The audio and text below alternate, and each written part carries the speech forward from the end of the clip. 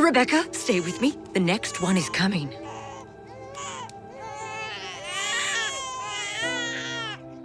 My wife, is she? She's resting. She has given you twin sons this day, Isaac. It's a miracle she's alive. Isaac named his firstborn Esau. The secondborn, who had arrived clutching his brother's heel, they named Jacob. Polar opposites from birth, the twins continued on separate paths as they grew. Jacob stayed close to Isaac and Abraham, drawn to the lore of his ancestors. While Esau was full of energy and impulse, he was a hunter, drawn to the wild. Esau took pagan wives, who seduced him with their deities of lust and war. Rebecca couldn't stop him from assimilating, but she could steer Jacob toward the inheritance instead. The years passed, and Abraham neared the end of his long life. Jacob, my grandson, it pleases me that you spend so much time with me. I want to learn all I can from you. Everything you learned from Shem. Shem did more than teach me. He opened my eyes. How? To what? He reminded me of something almost forgotten, that there is a connection between the heavens and the earth, between our bodies and our souls. And the key is this land, which I was drawn to like it was my birthplace. It is my birthplace. Never forget that, and your soul will always renew that connection. Jacob fell asleep by his grandfather's side and woke to find Abraham's spirit had passed on. He had been gathered to his ancestors.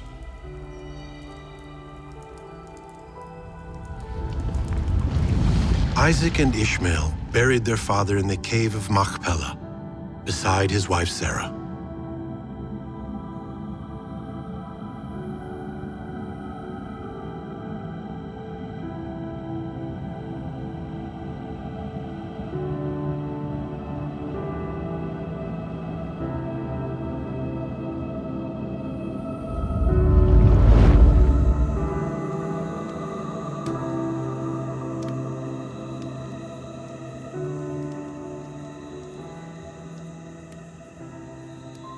My father Abraham was young then, impulsive, and enraged with the corrupt King Nimrod. One night he went into the palace and took an axe to the king's idols. He smashed them to pieces, a direct offense to Nimrod, who thought himself a god. Abraham was summoned to the temple, where the great fires of Moloch burned. There the people would make horrific sacrifices. They gave their own children as burnt offerings to Molech. Nimrod's guards dragged Abraham into the furnace. They stood watch, waiting for him to burn. The flames licked his skin, but he felt nothing. He emerged unharmed to face Nimrod. The king had witnessed the power of the Creator and would not touch him. Your grandfather was a revolutionary. My father certainly had nerve. In his day, he dealt with some of the most powerful kings and chiefs. I didn't know that about Nimrod. Here's something you should know. Nimrod possesses a very special garment. When Adam was banished from the garden, he fled wearing the skins of paradise, a cloak of eternal, transformative powers. Whoever wears it becomes both invincible and irresistible. The cloak of Adam. It should be ours. It belongs to our line. One day, it may fall back into our hands. The leaders of nations arrived to pay their respects to Abraham. As dignitaries poured into their camp, Esau went out to the wilderness. He came upon Nimrod's company, and hidden in the foliage, took stock of the king that had once tried to murder his grandfather. Nimrod was ancient and wore the cloak that Esau immediately identified as the cloak of Adam. Esau followed the company silently, waiting for the time to strike. You two, accompany me. The rest of you wait here. With just 2 guards at his side, Nimrod was unarmed as he disappeared into the foliage. Asav followed him, unseen. He killed the guards quickly, then sneaking up from behind, approached the unarmed king. Who's there? Show yourself! It is I, Asav. I'm an expert hunter, old man. You only heard my approach because I allowed it. Why, if you mean to do me harm? Because I wanted you to know who conquered you. The cloak. Take it off. Now. You think this will make you a king? You are a slave to your animal nature. Guards! Asav lunged for him. Nimrod tried to fight back, but the king, weak with age, was no match for the young hunter.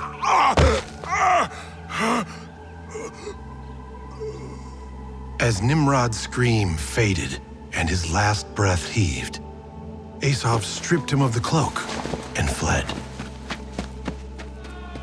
The guards pursued Asav, who knew too well how to move and hide among the trees. He evaded them, but had to get far away or die for his crimes.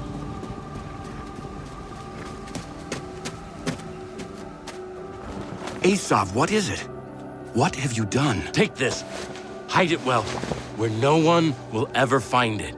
Do you understand? What is happening? Brother, I have no time to explain. You need to get me out of here. I need food, water, a horse. I have what you need. What do you want for them, Jacob? The birthright. My birthright. You never deserved it. Be a man. Say it. You never deserved it. You don't even know what this coat is. Do you even know who you are? What this land is? I did the work. I did the time. I've always been invested, and you've always found a reason to run away. I don't have time for this. There are men out there hunting me as we speak. Take the birthright. It's yours. I have no need for it. Just get me what I need. There are watered horses stationed in the back. I'll meet you there with supplies. Ride south and don't return. If Nimrod's men find you... They'll have to catch me first. Farewell, brother.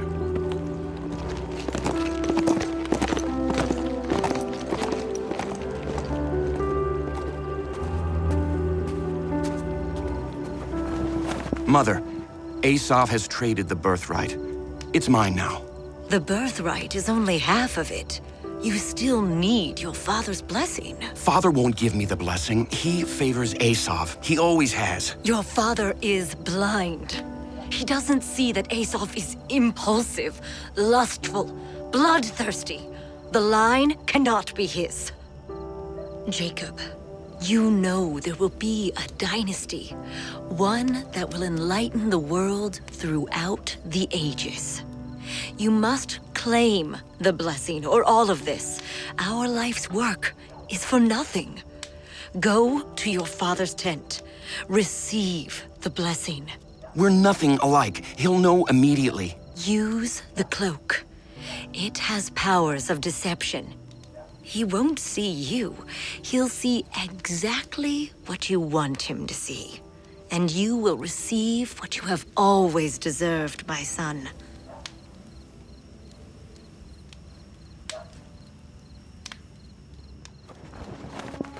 Who's there? It's me, Father. Oh, sit down. Give me your hand. You make your father so proud. Come closer, so that my soul may bless yours. My heir, my son. May the Creator give you the dew of heaven and the richness of the earth. May nations serve you and bow to you. Be lord over your brothers and your mother's sons. Blessed be those who bless you. Cursed be those who curse you. You've always taken care of your old man, Aesop.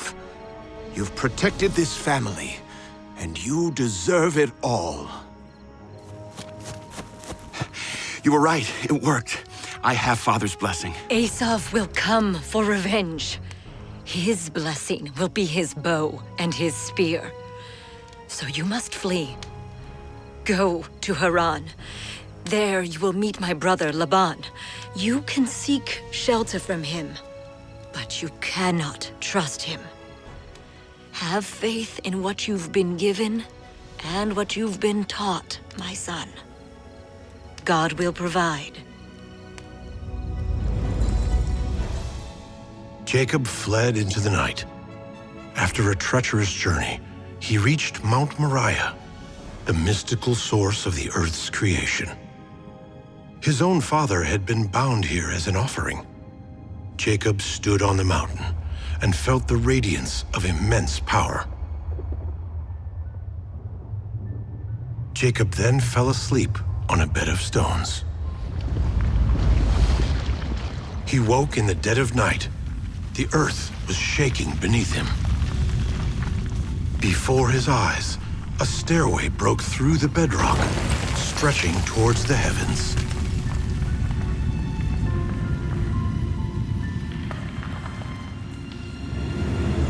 Jacob, this land will belong to you and to your descendants. They will be as the dust of the earth, spreading west, east, north, and south. Through your children, all the nations of the world will be blessed.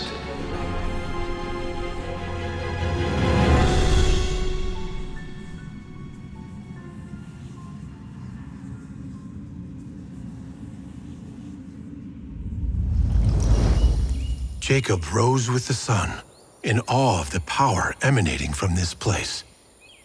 He built a stone monument and consecrated it with oil. I swear, I shall build a temple on this sacred mountain when I return, and this place shall be named Beit El, the house of God.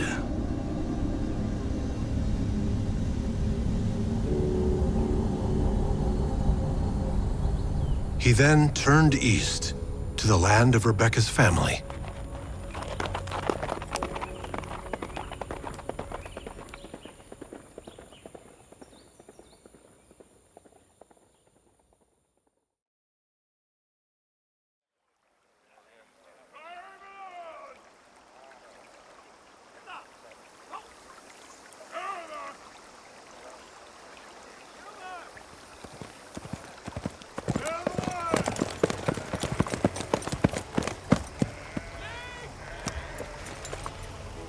Where are you headed, stranger? The house of Laban. That's my father. Who are you? Jacob, son of Isaac and Rebekah. We're from the same tribe. I'm Rachel.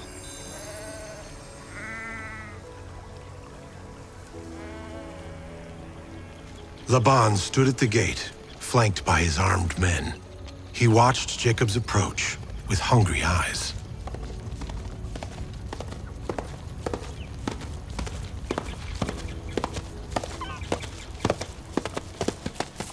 Laban? Jacob, come closer. Let me see you. Yes, yes, you are my bone and flesh. But where are your servants? You travel with nothing? I'm sure all will be revealed soon enough. Come to my tent, nephew. Let us celebrate this family reunion. Ah, the old gods. They are powerful instruments, vessels of divination. Ah, the Teraphim, goddess of the underworld, an old favorite. You worship death. And what do you worship, Jacob? My father's God, the God of Abraham. Is it he we have to thank for your sudden presence among us? You may thank your sister for that. Still a force to be reckoned with, I see. She desires I take a wife from her people. Well, I have daughters, but you, dear nephew, appear bereft of a dowry. I have strong hands, knowledge of husbandry, a sudden abundance of time. You offer service. I admit I'm disappointed. I expected more from the line of Abraham. In my day, servants brought gifts and camels to purchase a bride. Laban, you know the potential of a union between myself and your daughter. If we are fruitful, you could be remembered for all time as the patriarch of our descendants. I am familiar with the family lore. Well, you obviously have nowhere else to go.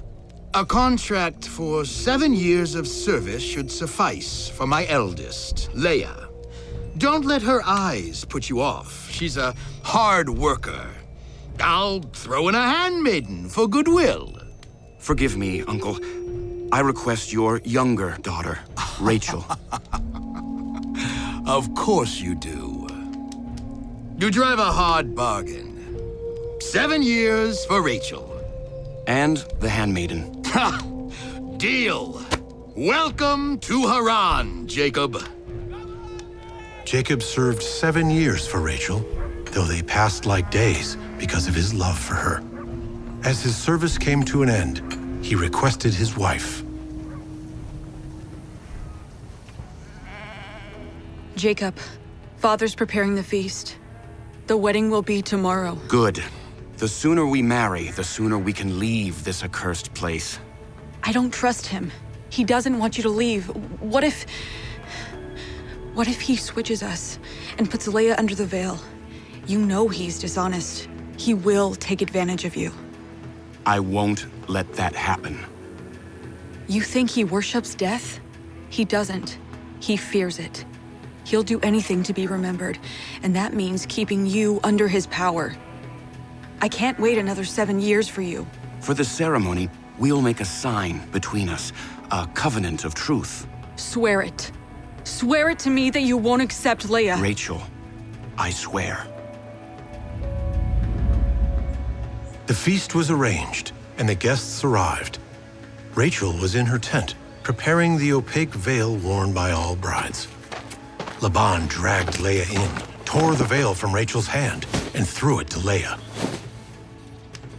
Take the veil, Leia. It is you who marries tonight. Father, don't be cruel. Jacob worked 7 years for this. You know the tradition. Daughters wed in order of birth, and they obey their father. Always. I'm not doing it. Jacob will reject me. I'll be ruined. Leia, we prepared for Father's treachery. Jacob and I made a secret sign, so he would know it was me beneath the veil. I'll tell you what to say. Jacob stood beneath the canopy as his bride was led out, her face hidden by the veil. They stood side by side. Rachel, my love, at long last we will be married. Jacob, who once concealed his identity to blind Isaac, his father, was now the one blinded through a veil. The deceiver had become the deceived. And at morning's first light, Jacob saw that his wife was Leia and ran to Laban's tent. Jacob? I worked 7 years, increased your wealth, never cheated you, never lied, and you robbed me of my bride? It is our custom. We marry the eldest first. A matter you should have brought up 7 years ago. What was I supposed to do? Leave Leia unmarried with no prospects? Oh, think of the dynasty. Take them both, and your chances are doubled. So are yours. Enjoy the delights of your new wife. And when you've cooled down, we will renegotiate. I'm taking Rachel at the end of the week. Fine. But you will pay for her. With goods? No. With time.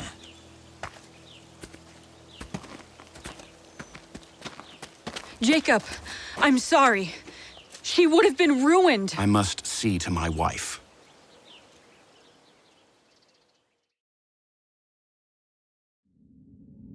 The week ended, and Jacob married Rachel.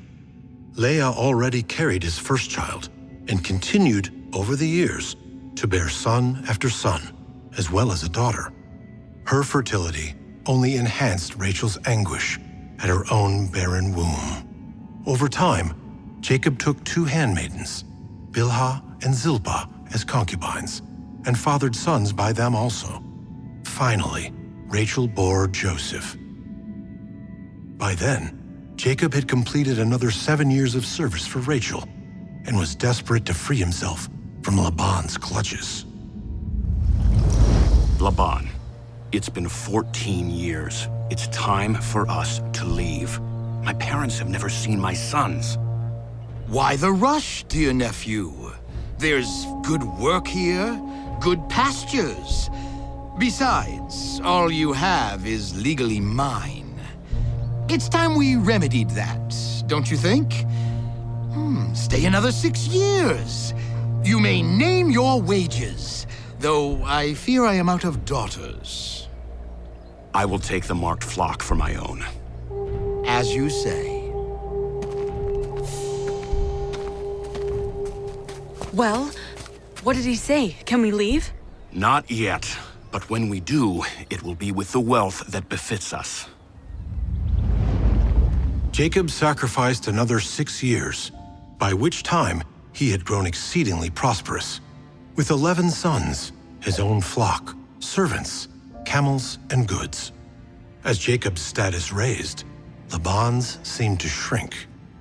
His pleasantries ran thin, and he cast a dark eye over Jacob's brood. He left one day, without a word, for the shearing.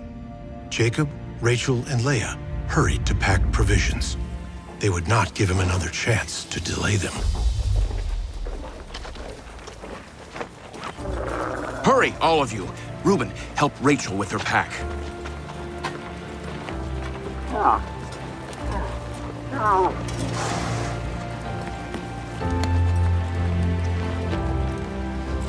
Everyone ready? Reuben, Yehuda, take the lead. Shimon, Levi, guard the flock.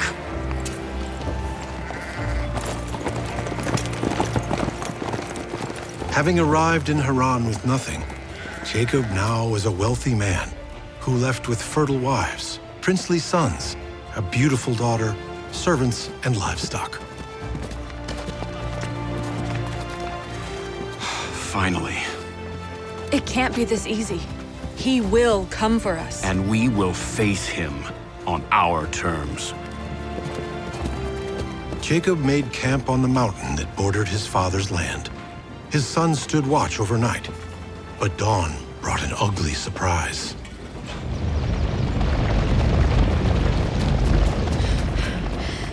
He's here. He rides with armed men. Rachel, Leah, take to your tents with the children. Men, come with me. Jacob and his men formed a protective line around their camp and drew their swords. Laban approached, his armed men behind him. Jacob, why keep me in the dark? Carry off my daughters and grandchildren. Why did you not tell me? I would have sent you off with music, with timbrel and lyre. It was foolish what you did to me. I have it in my power to cause you great suffering. You know this. So why steal my gods? Your gods? How dare you? I've taken nothing but what is mine. Search my camp, you will not find them. Where are they, Jacob? You may no longer address me in that manner. You stand on my land now. What are you talking about? This is Esau's land. No, it's mine. I have claimed the inheritance of Canaan. I carry the blessings of Isaac. And you pursue me like a criminal? Rummage through my things, upturn my camp? For 20 years, by scorching day and frigid night, I served you. Laban, I serve you no longer. Jacob, nephew, let us make a pact. We are not so different, you and I. I wish only for peace between us. Reuben, Yehuda, gather up stones. They built a pillar of stone, each man standing on one side with their households. Let this be a testimony that I will not cross this mound into your country with evil intent, and you will not cross into mine.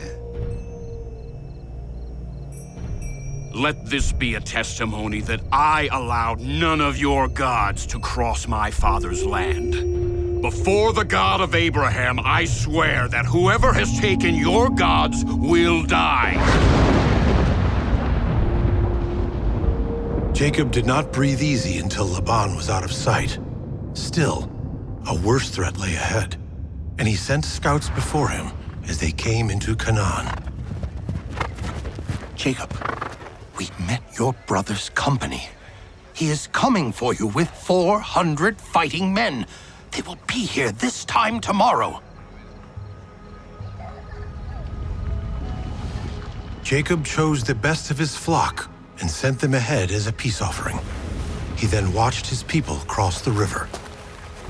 Leah, wait. What is it? What if... Leah, I've never killed a man. Pray it will not come to that. And if it does, he's my brother. You will do what you must to protect your people. Now, come, husband. Cross with us. I'll follow soon. I need to fetch my things and be alone with him. Night fell. Jacob could see his family from across the river. He turned from them and gazed up. God of my father, deliver me from the hand of my brother. Do not let him kill my sons. Do not destroy us. Who's there? As if formed from darkness, a stranger appeared before him. An angel of death with the face of his brother. Get back! What do you want from me? They wrestled long into the night. When the sun rose, Jacob finally bested the stranger.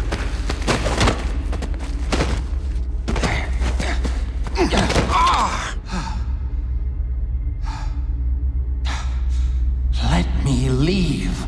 Dawn is breaking. First, bless me. Who are you, really? I am Jacob, son of Isaac, of the tribe of Abraham. You will not conquer me. No. I will bless you. Take upon yourself your true name, Israel. For you have struggled with the divine and have triumphed. At first light, the stranger disappeared. Jacob had seen the divine face to face. He limped across the river and joined his tribe on the opposite bank.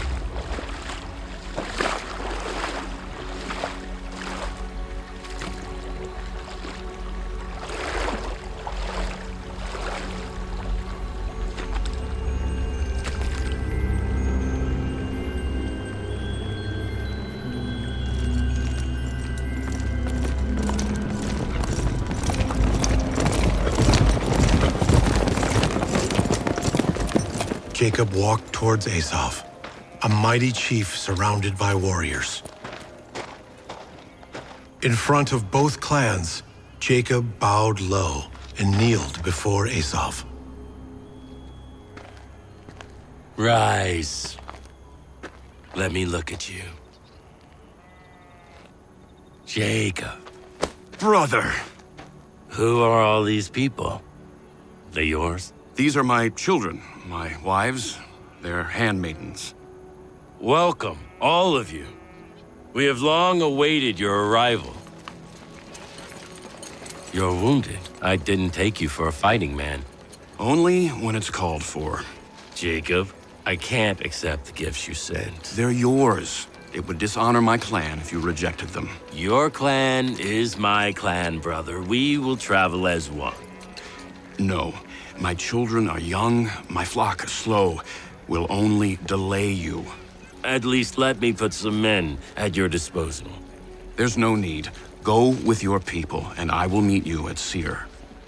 You still fear me? I fear what I might do to you. I see you developed a sense of humor. In Seir, then. In Seir.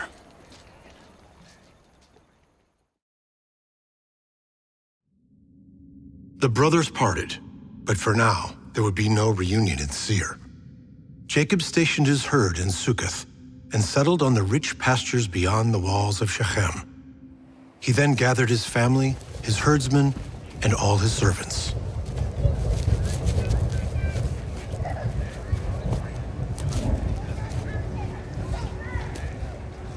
You have all followed me in good faith to the land of my father.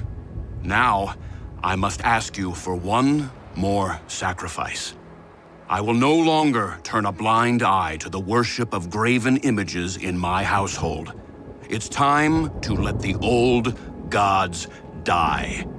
Bury your idols and let this be the end of it. His people emptied their tents and poured their idols into the earth.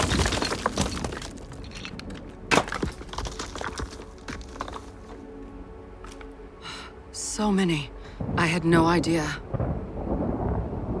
Where is your sister? I haven't seen her. She went to draw water. On an instinct, Jacob left his people and headed towards the well. Plague us no more, Teraphim. Return to the netherworld. Jacob's blood turned to ice as he witnessed his wife, his highest treasure, bury Laban's gods. Whoever has taken your gods will not remain alive.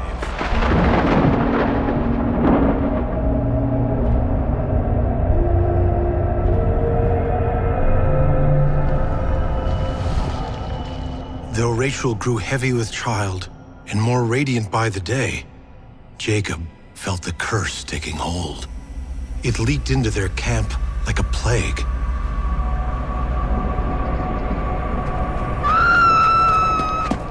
Dina's been taken! Who has her? The prince of this accursed city! I'll cut his throat! I'll make them all pay! Shimon, it's suicide. They have an army. We are an army! Father, what would you have us do? I don't know.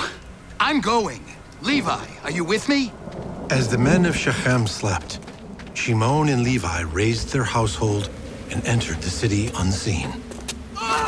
They killed every man in the city, and the streets ran with blood.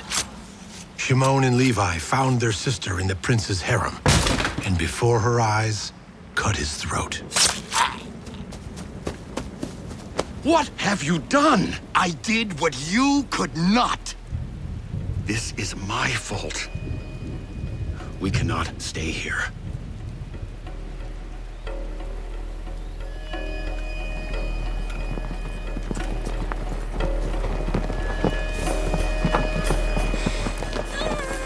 Stop!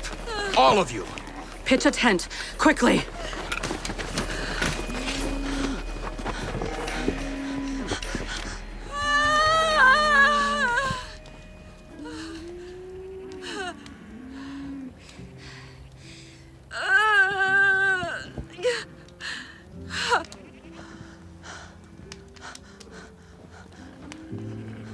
Leia, call him Benjamin. care for my son. Stay with me, Rachel. Rachel. My sister. No.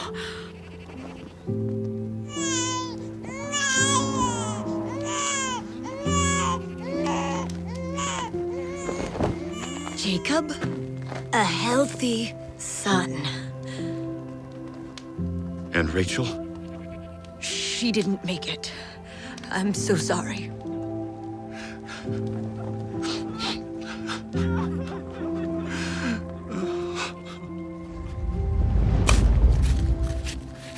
Jacob buried the love of his life on the side of the road.